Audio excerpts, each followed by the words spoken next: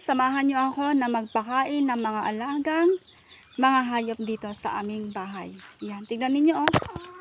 Oops, yan. Yan. Pansinin niyo yung mga alaga naming mga manok na umay na sila dyan sa pinya. Yung pinya, yan yung mga reject na mga naani namin kahapon. Hindi na ho yan binili ng buyer kasi nga may mga sira-sira na. Yan, tingnan sila. Hindi sila makalabas. Uy, ayun yung daanan o sa may side. Tingnan niyo yan.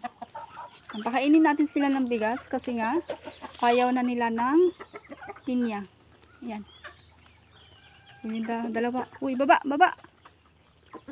Yeah. Ganyan ang buhay dito sa amin.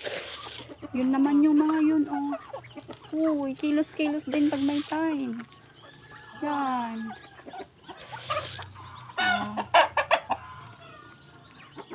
Sarap ng mga yan, oh, pang tinola, kaldereta,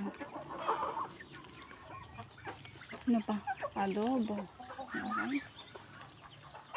Yun ang buhay dito sa amin.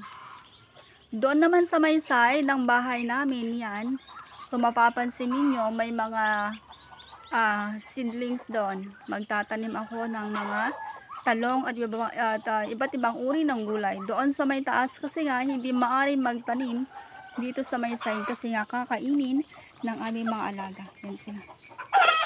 Inuubos yung mga tanim. Kung sa mababa, itinatanim yung mga gulay-gulay. So kailangan doon sa medyo mataas. Yan. Diba? Sa may side. Okay guys, yan muna for today.